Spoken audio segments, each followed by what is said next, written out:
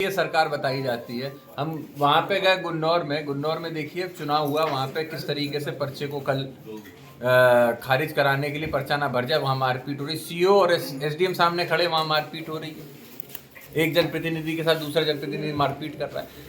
तो कहाँ पे कानून व्यवस्था है? अगर इसी प्रशासन पहुंच गया वो चीखता रहा, किसी ने जान बचाने की कोशिश की, क्या गाड़ी पे बैठा रहा, काफी देर तक गाड़ी पे बैठा रहा, वहीं पे सब लोग थे, उसके बावजूद नहीं। और इससे पहले उसी जगह पे जिसकी आप बात कर रहे हैं नोएडा में, उसी जगह पे उससे पहले भी गिर के लोगों की मौत हुई है, उसी में एक्सीडेंट हुए और मौत हुई है। तब से अभी तक प्रशासन नहीं जागा। असल में वहाँ की जो घटना है, वहाँ पे चाहे बदायूं सपा सांसद आदित्य यादव पीड़ित परिवारों से मिलने पहुंचे और इसी दौरान उन्होंने भाजपा पर भी जमकर निशाना साधा कि कहा कि उत्तर प्रदेश में बिल्कुल भी कानून व्यवस्था नहीं है, अगर व्यवस्था है तो ये पीड़ित परिवार के लिए न्याय दिलाया जाए। इसी कानून व्यवस्था की दुहाई मुख्यमंत्री जी देते हैं, तो बदायूं के अंदर ये 3 बच्चों के साथ, इन 3 पीडीए के परिवार के साथ जो घटना हुई है, इन पीडीए परिवार को न्याय दिला के दिखाएं, तब हम मानेंगे कि इनका बुलडोजर और इनका न्याय सबके लिए एक बराबर। इंजीनियर की डूबकर मौत हुई, प्रशासन पहुंच गया वो चीखता रहा, किसी ने जान बचाने की कोशिश की, क्या गाड़ी पे बैठा रहा, काफी देर तक गाड़ी पे बैठा रहा, वहीं पे सब लोग थे, उसके बावजूद नहीं। और इससे पहले उसी जगह पे जिसकी आप बात कर रहे हैं नोएडा में, उसी जगह पे उससे पहले भी गिर के लोगों की मौत हुई है, उसी में एक्सीडेंट हुए और मौत हुई है।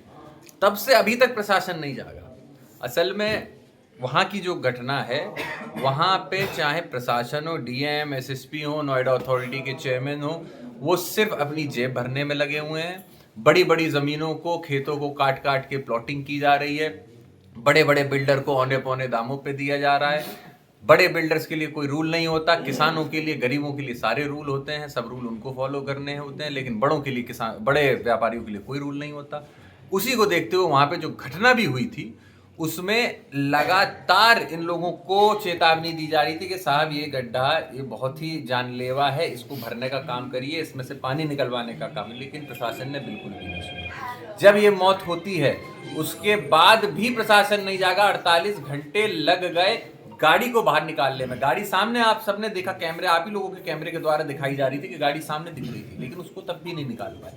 तो आप बताइए, जब दिल्ली जैसे महानगर, देश की राजधानी दिल्ली होने के साथ साथ उसके एनसीआर का पार्ट अगर नोएडा, ग्रेटर नोएडा आता है, यूपी का पार्ट आता है, और वहां पे अगर प्रशासन की ये स्थिति है, इतना सोया हुआ प्रशासन है, तो जो 2 टियर सिटी, जो छोटी सिटी है, बदायूं, बरेलिया, इस तरीके के शहर हैं, इनमें तो बहुत बुरे हाल है, आप देख सकते हैं। नौजवानों ने जो जान खोई और उनके परिवारजनों से हम लोग, जिलाध्यक्ष जी आशीष जी और पूर्व विधायक प्रेमपाल और सभी लोग, क्षेत्र के सभी हमारे लोग साथ में, रचित गुप्ता जी थे, सुशांत थे, तो हम लोगों ने जाके मुख्यतः पहले तो शोक संवेदना व्यक्त की, वहीं परिवारजनों की जो पीड़ा है और जो सवाल है उनके मन में, क्योंकि परिवारजनों का ये मानना है कि जिस स्थिति में शव पाए गए, कई सारे ऐसे सवाल हैं जिनके जवाब अभी भी परिवारजनों को नहीं मिले।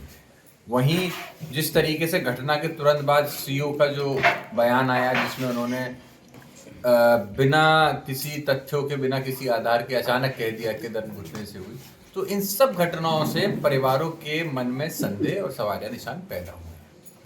प्रशासन को करना चाहिए था कि परिवारजनों की जितनी भी संदेह हैं उनको खत्म करने के लिए उनको बुला के उनको बताना चाहिए था कि किस तरीके से क्या हुई, क्या नहीं। लेकिन इसको पूरी तरीके से कहीं ना कहीं सत्ता के दबाव में आके, वहीं बड़े बड़े पूंजीपतियों के दबाव में आके इस मामले को रफा दफा करने का काम प्रयास प्रशासन द्वारा किया जा रहा है। हमारी मांग पहले भी, जिलाध्यक्ष जी भी जब वरिष्ठ पुलिस अधीक्षक जी से मिलने गए थे, तब उन्होंने इस बात को ही रखा था कि भाई हमारे जो तीनों परिवार हैं इनको न्याय मिले। आज भी मेरा यही मानना है, वही बात पे हम लोग कायम है कि इनको न्याय मिले। जो घटना थी वो साफ तरीके से सामने आए। आप खुद सोचिए कि एक कमरा जिसकी खिड़की भी का कांच टूटा हुआ हो, उसके अंदर सफोकेशन से कैसे किसी की डेथ हो सकती है। उनके शव में जब पाए गए तो दांत उनके टूटे हुए मिले। तो ये सारी चीज़ें कहीं ना कहीं संदेह की तरफ इशारा करती है। इसीलिए इसकी सीधे तौर पे जांच खुली होनी चाहिए, और हम तो मांग ये करेंगे कि निष्पक्ष जांच होने के लिए अगर इस जांच को ट्रांसफ़र भी करना पड़े तो इसको ट्रांसफ़र करके इसके ऊपर कार्रवाई। जिस तरह से एसएसपी से मिले थे, क्या आश्वासन दिया, और इसके बाद समाजवादी पार्टी का क्या स्टेप हुआ? देखिए, हम लोगों जिलाध्यक्ष जी मिलने गए थे और जिलाध्यक्ष जी से उन्होंने इस बात को कहा भी था कि हम लोग न्याय दिलवाएंगे, लेकिन उसके बाद को कहे हुए काफ़ी समय हो चुका है। अभी तक कहीं भी परिवार को बुलाया नहीं गया न्याय के लिए, कहीं पे भी उन लोगों को कोई संतुष्टि नहीं दी गई है।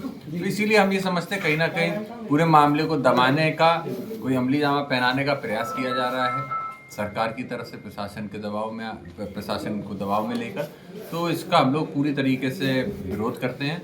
समाजवादी पार्टी तीनों परिवार के साथ खड़ी है। आने वाले समय में तन मन धन जिस तरीके से इस परिवार को जरूरत होगी, ये पूरी समाजवादी पार्टी उनके साथ। 8 महीने पहले श्री फैक्ट्री में आग लगी थी, तब भी एक काफ़ी शोर शराबा हुआ, एक जो मृतक उसमें जल के खत्म देखिए, हुआ। सीधा मैं आपका जो इशारा है समझ रहा हूँ।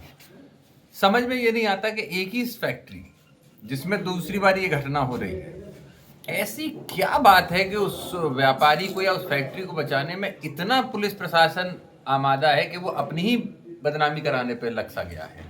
ये सवाल जानना होगा। एक फैक्ट्री, उसी फैक्ट्री में ये सारी घटनाएं क्यों हो रही हैं? उसी फैक्ट्री में अगर मौत होती है तो वो मौत, वो घटना सवालिया निशान के घेरे में क्यों पाई जाती है? सीधे तौर पे इसके मुझे तो अभी परिवार वालों ने कई सारे साक्ष्य भी दिए। मैं अभी आपके ऑन रिकॉर्ड नहीं बोल सकता हूँ। हमने तो परिवारजनों से कहा है कि ये साक्ष्य लेके आप पुलिस को भी देने का काम करिए। जब उसमें साफ साफ दिख रहा है कि फैक्ट्री के अंदर चोरी हो रही है, उसकी मुख्य वजह क्या है जिसकी वजह से ये घटना हुई, वो मुख्य वजह सामने दिख रही है उस वीडियो में। तो इसके ऊपर अगर पुलिस की कार्रवाई, निष्पक्ष है पुलिस, और मुख्यमंत्री जी का बुलडोजर अगर सब पे एक बराबर चलता है, तो इस बार पीडीए को न्याय दिला के दिखाएं। क्या लगता है सीज होने के बाद भी फैक्ट्री में कुछ ड्रम मिले हैं, कुछ ये? नहीं, देखिए, सीज होने के बाद भी, और मैं आपको गारंटी देता हूँ, सीज हो गई फैक्ट्री, अब कुछ नहीं हो सकता, वहाँ ताला लग चुका है। आप चले जाइएगा रात बेरात, कहिए अभी भी धीरे धीरे उसमें से सामान गायब किया जा रहा हो, स्क्रैप बेचा जा रहा हो।